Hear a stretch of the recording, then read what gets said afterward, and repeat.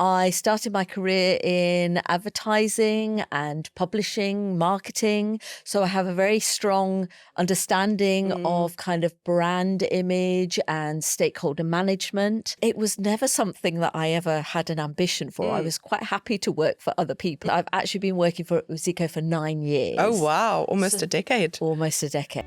It is a non-profit organisation that's based in Jamestown, in Stellenbosch.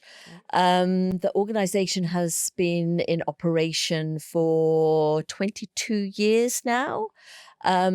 And it started off because the community members themselves saw that there was issues with the youth in their community, and they were very worried about what was happening with them. So they came together in a forum.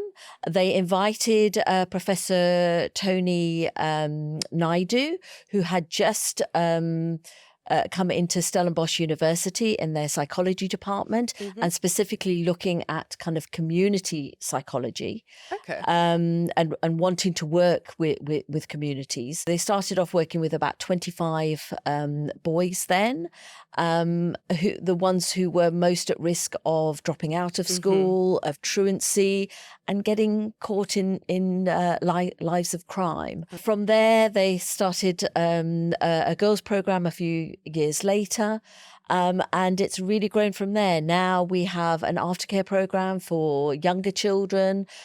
We also work with rural women who are looking to upskill themselves and start their own businesses. It is. It's a space that is needed for the youth. I mean, a space where they can go and they can upskill themselves, and not just the youth, all community members, to upskill themselves and find jobs and, you know, instill those skills into others.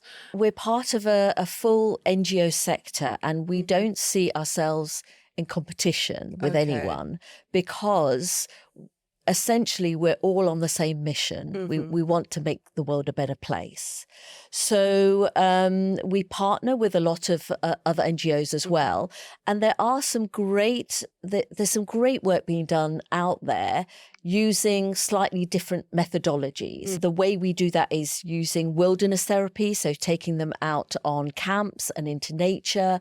And it's the silence and the solitude that the children that we work with, the youth that we work with, they very rarely have those opportunities to just be able to sit and think. And I mean, for some of them, it's the first time they've actually had to sit down and think, where do I see this going? Where do I see?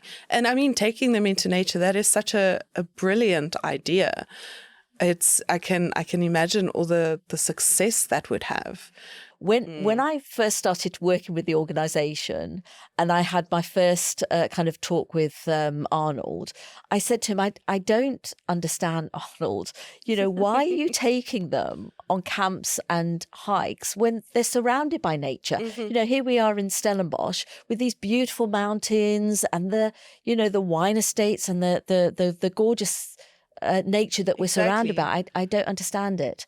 And he said to me, yes, Wilma, they're surrounded by nature, but they never go into nature. You know, a lot of the children we work with, they are stuck in townships. They're stuck on rural farms, not only physically, but mentally. The first time that I went on a camp and really saw the power of nature was with a group of 16-year-old girls. They were a little bit, you know, they were out of their comfort zone. So they weren't quite sure what was going on. They were very respectful to us as the camp leaders.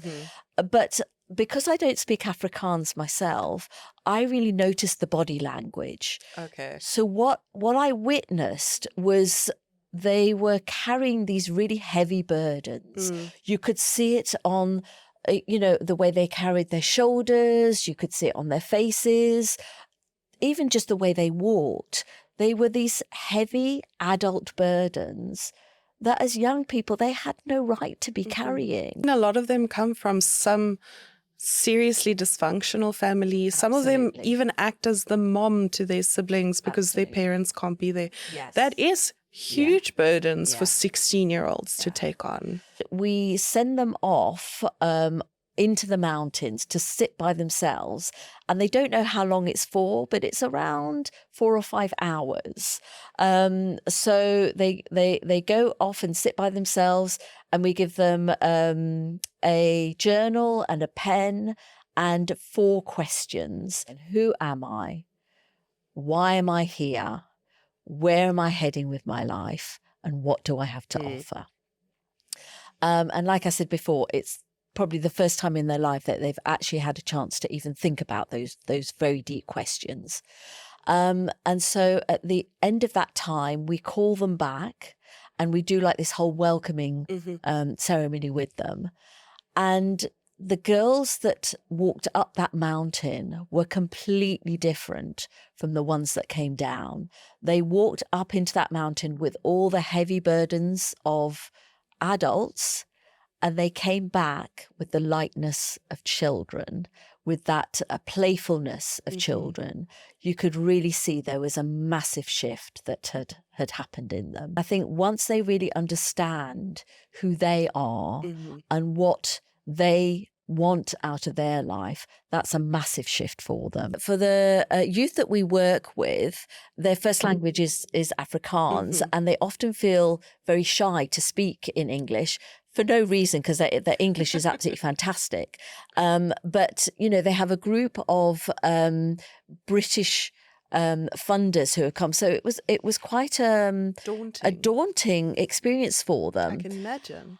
Now, had it been at the beginning of the program, they would have been very, very shy to speak to them. They would have been looking down at the ground and really probably just answering kind of one word answers.